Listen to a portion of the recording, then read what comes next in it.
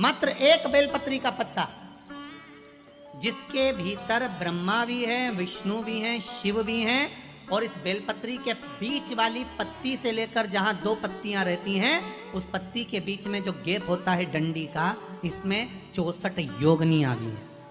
64 योगनियां देवियां भी इसके अंतर्गत विराजमान है। और उस डंडी के नीचे जहां दो पत्ती है, इस दो पत्ती के नीचे की जो लंबी डंडी रह जाती है, इसमें 33 कोटि देवताओं का भाग है।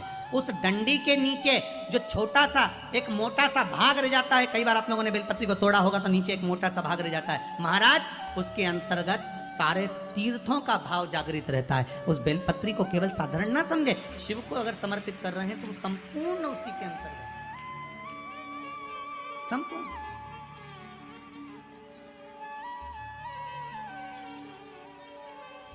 केवल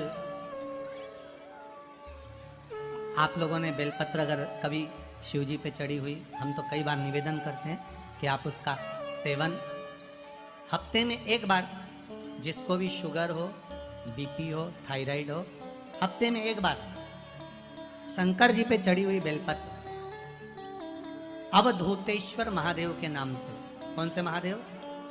अवधूतेश्वर महादेव के नाम से खाना प्रारंभ कर देना चाहिए हफ्ते में एक बार। और जिसके भी घुटने में प्रॉब्लम रहती है या डॉक्टर ने बोल दिया कि घुटना बदलना पड़ेगा, तो उनके लिए निवेदन है, शिवरात्रि के दिन रात्रि को 12 बजे शंकर जी पे चढ़ी हुई बेलपत्र, भगवान शंकर पर चढ़ी हुई बेलपत्र, शिव जी के मंदिर पर ही बाहर खड़े होकर शिखर का दर्शन कर कर उस बेलपत्र को चबा चबा कर खा लीजिए। घुटना बदलने की जरूरत नहीं पड़ेगी, कभी भी घुटना बदलने की जरूरत। और कई लोगों ने प्रैक्टिकल करके देखा है, आपके बीच में ही लोग बैठे होंगे, बहुत सारे आपके भीतर बैठे होंगे। भगवान भूत भावन भूतेश्वर मेरा शंकर, मेरा कैलाशी, मेरा अविनाशी, मेरा शिव है, इस मृत्यु लोक का दिया। पर दुनिया के लोग न जाने क्यों कहे हम कृष्ण वाले हैं, हम श्री जी वाले हैं, हम शंकर के मंदिर नहीं जाते। वो कोई कहता हम नारायण वाले, हम शंकर को नहीं मानते, हम शंकर का प्रसाद नहीं लेते, हम शंकर के मंदिर नहीं जाते। भगवान को ऐसा बांट दिया कि शंकर के दरवाजे को जाने को तैयार नहीं होता। तो किसी ने एक बार पार्वती जी ने शिव जी से पूछा, भोलेनाथ जी कोई तुम्हारे मंदिर में नहीं आता, कोई तुम पर जल नहीं चढ़ाता, कोई तुम्हें नमन नहीं करता, सब ये मंदिर जाना, नारायण के मंदिर जाना, वो मंदिर जाना, वो देवता को रिझाना, वो देवी को रिझाना, पर तुम्हारे को कोई नहीं रिझाता। शंकर भगवान बोले मत रिझाने दे, अपने को कोई दिक्कत नहीं, अपन तो शांति से बैठे रहो। मेरे ससुर ने मुझे श्राप दिया है, दक्ष प्रजापति ने, ए शंकर मैं तुझे श्राप देता हूँ कि तू शमशान में निवास करेगा। शंकर भगवान बोले उस दिन से मैं बड़ा प्रसन्न हूँ, क्योंकि मैं शमशान में रहता हूँ। आज किसी का भी भजन कर ले, चाहे ये राम कहे, चाहे ये कृष्ण कहे, चाहे देवी कहे, चाहे भक्त कहे, इसकी मर्जी पड़े, जितना देवी देवता पूछता फिरे, पर आखिरी में मरने के बाद तो मेरे पास आएगा ना, तब निपट लूंगा। बस उस दिन का इंतजार है। और जैसे ही मेरे पास आया, ऐसी लकड़ी में जलाऊंगा गीली कि 3 दिन ठंडा नहीं होने दूंगा। जिस पुराण को हम श्रवण करने के लिए बैठे हैं, ये पुराण कोई साधारण सा नहीं, इसको कोई साधारण सा ना समझे। भगवान शिव की जब कृपा होती है, करुणा होती है, दया होती है, तब जाकर कहीं आप भगवान शंकर की अविरल भक्ति और मुक्ति की पथ को निश्चित करने वाली शिव महापुराण की कथा श्रवण कर पाते। भगवान देवाधिदेव महादेव, करुणा सागर भगवान शंकर, दया सागर, जिन्होंने आप सबको यहाँ पर आमंत्रित करा, कहीं भोले बाबा की दया और उदारता ही है जो पूरे शहर सीहोर में ऐसा कोई भवन नहीं है जिसमें आप लोग नहीं है, ऐसा कोई भवन नहीं जहां आप लोग। और शहर तो शहर, पूरे नगर में, पूरे गांवों में, खेड़ों में, क्षेत्र में।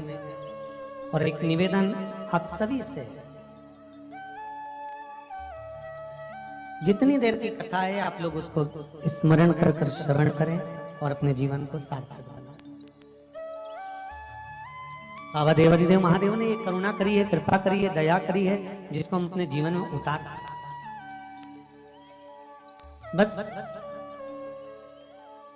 आपके आसपास में अगर कोई खड़ा हुआ हो, बोल रहा हो तो उसके चरण पकड़कर आप उसको कहें कि थोड़ा शांत रहें, जिससे हम भगवान की जिस कारण आए, आप आए किस कारण से,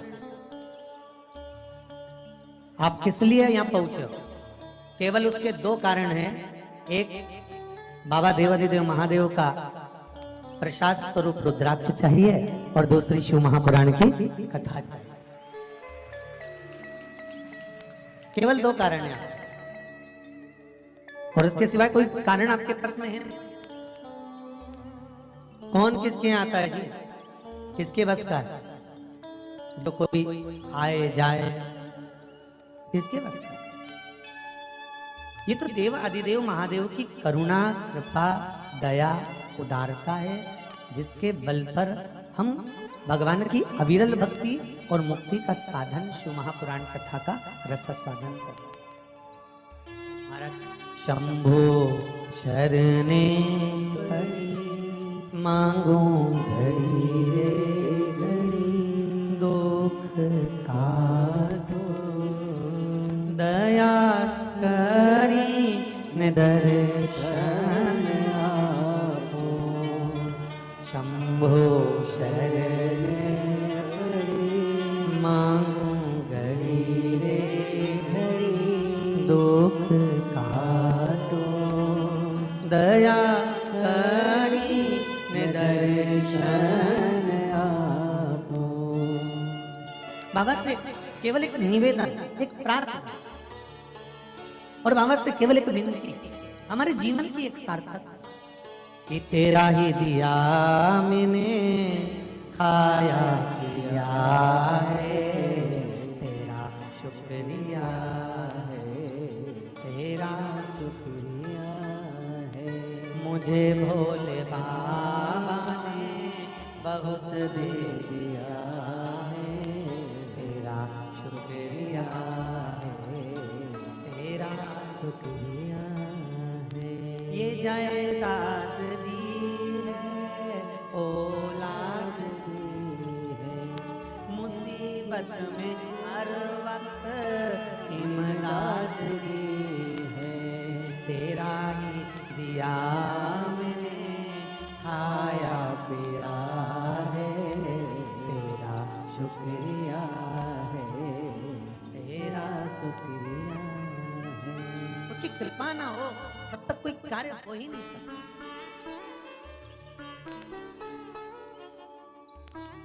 संसार में आने के बाद देखिए, अगर भगवान के होना है, परमात्मा के अगर हमको होना है, तो थोड़ा सा तो जीवन में कष्ट। वैकुंठ चतुर्दशी का जो दिन है महाराज, इस दिन रात्रि को 11 बजे से लेकर 12:30 के बीच में दीपदान होता है, और 14 दिए का दान होता है। इसमें 14 दीप,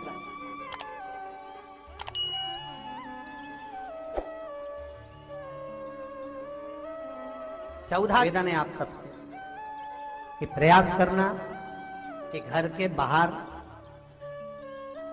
आप एक दीप, जहां पर आपका जलाशय है, पानी का स्थान है, वहां रख दें, और एक दीप तुलसी के क्यारे के पास रखें, बाकी के दीप आप घर के बाहर लगा। 14 दीप। वृंदा की आंखों से आंसू बह रहे हैं, नैनों से नीर बह रहे हैं, और वृंदा ने उसी समय भगवान शंकर को बुलाया, भोलेनाथ पधारो पधारो। शिव सामने वृंदा, तेरे पति ने जो उपद्रव मचाया था, जहां जहां मंदिर, देवालय, तीर्थ, व्रत सब खंडित कर दिए। जो ब्राह्मण पूजन करने बैठते थे, तेरा पति जलंधर उनके प्राणों को हर लेता था। वृंदा, कहीं किसी गांव में अगर भोजन और भंडारा होता था, तो तेरा पति उसमें कुछ गलत पदार्थ मिला देता था। वृंदा, तेरे पति को मारना जरूरी था। वृंदा की आंख में आंसू भरे थे, और वृंदा आंसू भरती भरती कहती है, भोलेनाथ, मैं ये भगवान विष्णु को श्राप देती हूं कि ये पत्थर के हो जाए, ये पत्थर के हो जाए, और मैं वृंदा हाथ में जल लेकर अपने शरीर पर डालती हूं और मैं तुलसी का पौधा बनूंगी। पर भोलेनाथ, हे शंकर, हे शंभु, हे त्रिकालदर्शी, हे कैलाशी, मैं तुलसी कभी आप पर नहीं चढ़ूंगी। केवल वर्ष में एक दिन होगा बैकुंठ चतुर्दशी का दिन, जिस दिन भगवान का हरिहर मिलन होता है। बैकुंठ चतुर्दशी दीपावली के बाद में आती है, पूर्णिमा के पहले।